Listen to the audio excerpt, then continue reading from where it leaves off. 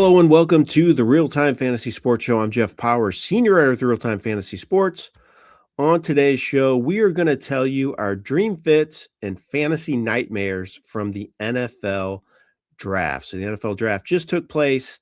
My son Henry is going to join me. We're going to tell you about the landing spots we liked and the landing spots we did not like from a fantasy perspective. So I'm going to bring up Henry now. He is sitting in his dorm room at the University of Missouri, and he's helping me out with this video. Henry, how are you doing today? I'm doing good. How about yourself? Not too bad. So, Henry, this NFL draft is in the books. Quite frankly, if you look at it overall, in my opinion, I don't think it's that exciting from a fantasy perspective. I think there's some players that are going to be good, but I don't know if it's as deep as it has been in recent years, at least. Yeah, I agree. I think a big part of it is there's not much running back depth outside of Love and Price. It really dropped off. I mean, the next running back taken was like late round 3, round 4. Like usually there's some guys you see mixed in round 2, round 3, maybe 2 in the first round like there was, but there was not much mixed in this year. It was a pretty deep wide receiver class. It was kind of top heavy with the front 3 names of Tate, Lemon, and Tyson, but then it dropped off a little bit with talent wise. Tight end class wasn't very deep out of a couple. I mean, it just wasn't very deep class of top end prospects and talent. Yeah, I agree. And I think one thing you should keep in mind with the running backs, though, I think NFL teams kind of devalued the position at this point, but don't get carried away with some of these guys that went late. They still could possibly help fantasy teams, even if they were taken later in drafts. Just the whole position got moved down for whatever reason. That's the only thing I'm going to say about the position, though. Don't get too scared off it from it. Do you agree with that? Yeah, I 100% agree. All right, Henry, let's go into the fits. From a fantasy perspective, we're each going to give you 3 players we like. We'll go back and forth.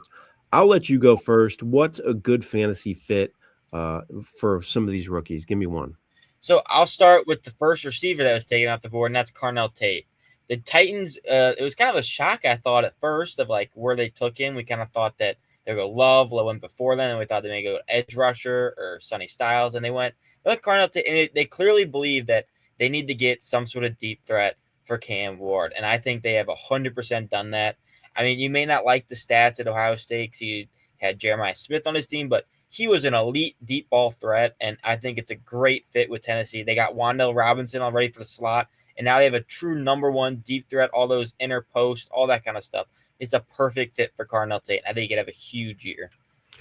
I'll give you somebody taken in the first round as well for my first good fit, in my opinion, and that's Jadarian Price of the Seattle Seahawks. I don't think he could have landed in a much better spot. He wasn't even the starter on his own team, which is kind of crazy. Jeremiah Love was, but I think he could start from day one for the defending Super Bowl champs. So just a great spot. Zach Charbonnet is returning from major injury. Who knows when he's going to be healthy? He might be healthy about halfway through the season. And even when he comes back, I think it's going to be a timeshare similar to what they did with Charbonnet and Kenneth Walker. So I think Price is in a great spot. I think his ceiling is going to be very high, especially early in the year. So even if he isn't a fantasy factor all season long, like a big time one, I think he could be for at least half the season, win a lot of games for fantasy owners as well. I think this is a great spot for him. I think he's going to show some 3-down ability. He didn't catch the ball much in college, but I think he could use more as that in that role for Seattle, at least early in the year when Zach Charbonnet isn't around. So I think Price is going to have a really good fantasy season for a rookie running back. All right, Henry, who's another one that you like? I liked Antonio Williams. I thought he landed a great spot in Washington. They spent a 3rd-round pick on him. I mean, you lose Deebo Samuel. Terry McLaurin was out a lot last year. It's a huge opportunity, and there's a huge window for him to succeed if Terry gets hurt again, which happened a lot in the past. I mean, they need a true number 2 threat, another guy to go to, and I think he's a great guy to fill that role. He was great at Clemson, maybe a little bit of a down year this year with Klubnik and the whole team not playing the best, but I think it's a great fit for him, and I think he could thrive in Washington with Jay and Daniels. I'm going to give you a receiver as well, and it's Malachi Fields of the New York Giants. Giants took Fields in the 3rd round of the draft, but again, just a great landing spot for him. They have Malik Neighbors. He's returning from major injury. He should be ready for week 1, but opposite Neighbors, not much in the tank there at receiver for New York. So I think Fields could play a role right away. Big, strong receiver. I think he's a good complement to Neighbors, who's speedy, does well on the outside, can make plays across the field. So I think Fields could end up having a good rookie season. He uses his size well. And I think he could draw some coverages underneath also, which should be positive for Neighbors. So I like Fields to have a good season. I think this is a great spot for him. Henry, who's another one of your picks? I have Kevin Coleman. I know he was drafted kind of late. He's a later fifth round pick, but he goes in a spot in Miami where they do not have much. I know they drafted two others. They drafted Chris Bell and they drafted Caleb Douglas out of Texas Tech, but they only signed Tolbert and then they also signed Tutu Atwell. They do not have much depth at all. I think there's a huge opportunity for him to even play the slot at some point. I know his production isn't what he wanted to see at Mizzou, but towards the end of the year, they had quarterback issues and they started to run the ball more, and he's not the best run blocker, so they kind of took him off the field for a lot of plays so they could run with Hardy and Roberts. So I just think it's a great opportunity to him be a top slot guy for that team in a new offense, new scheme with Malik Willis. He could be dangerous, and it could be a great fit in Miami. I agree. I like that call Coleman. I think Bell could be intriguing as well there in Miami, another rookie receiver they took. I'm going to give you a running back for my last pick on a good fantasy fit, and it's Damon Claiborne. So he was a later round pick, sixth round pick by Minnesota, but don't let that deter you come draft day on maybe taking a chance on him later in the draft. I think at least he has a good chance to be a third down back, but even if he doesn't serve that role, I think he could be a good 3-down back if he gets the chances. And he only has Jordan Mason and Aaron Jones ahead of him on the depth chart right now. Mason has a tough time staying healthy. Jones is 31 years old.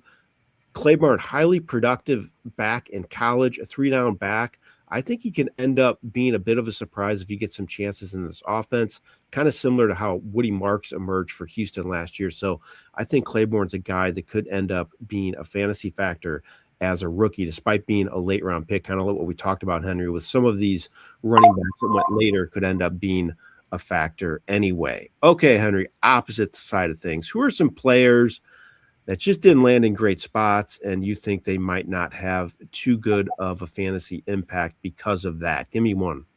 I'll start with Eli Stowers. I know they used a second round pick on him, but they just re-signed Dallas Goedert. I know it was a short term deal with him, but I just don't see a world where he's too heavily involved to start the year. And I just don't think he's that insanely good of a prospect in general.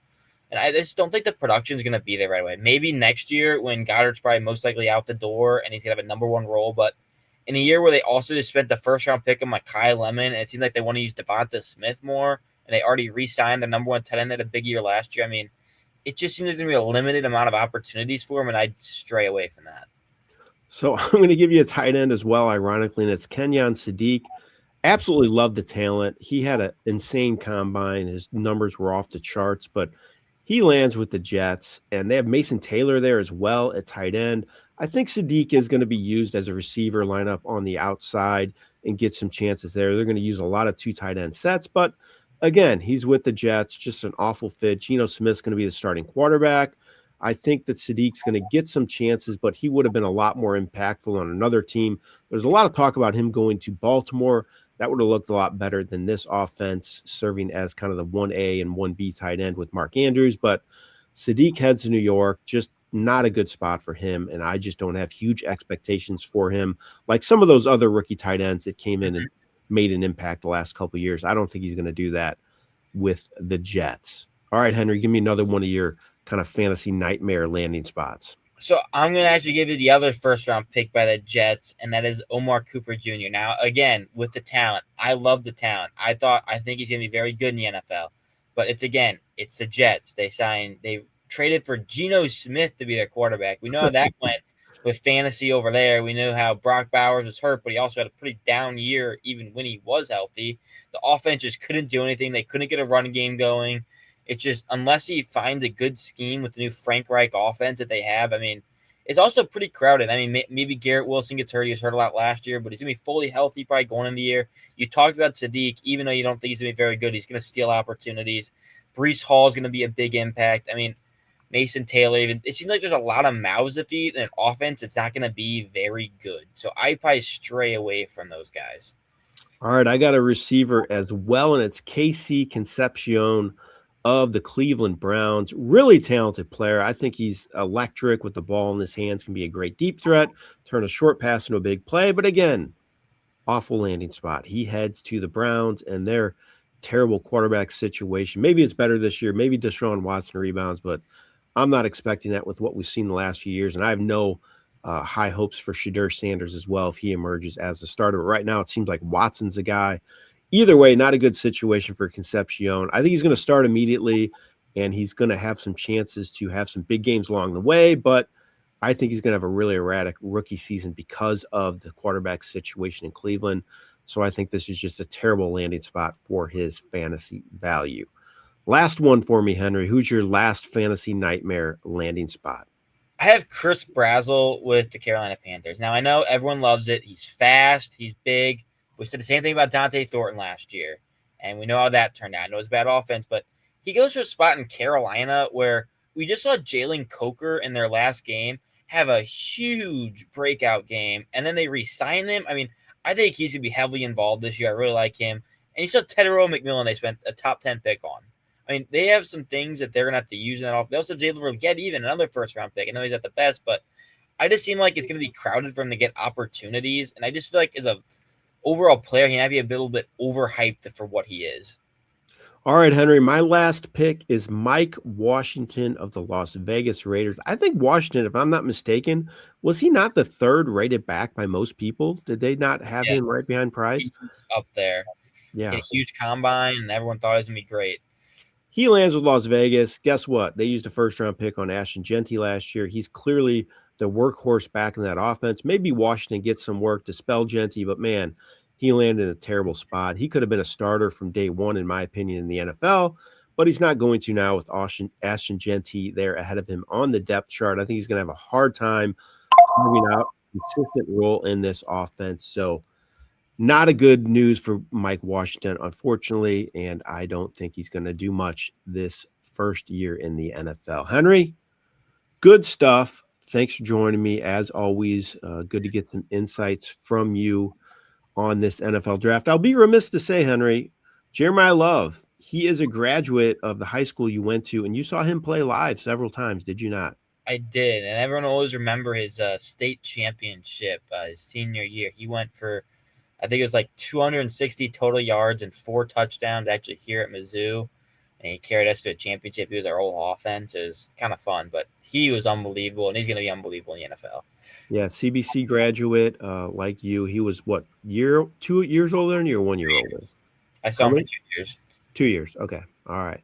Jeremiah Love, you had an inside scoop on him, and you think he's going to be good. I do as well. I don't know if I love his landing spot, but I don't totally hate it. But either way, he's going to be an impact NFL player for years to come. All right, Henry, thanks again for joining me. Really appreciate it. Looking forward to doing some more videos with you in the coming weeks. All right, that was our preview of our review of the NFL draft, I should say, our dream fits and fantasy nightmares from the NFL draft. Thanks again for joining us and watching this video. As always, we're going to keep bringing them to you this off season as you get ready for the start of your fantasy season. This has been Jeff Paur for RealTime Fantasy Sports. Have a great day.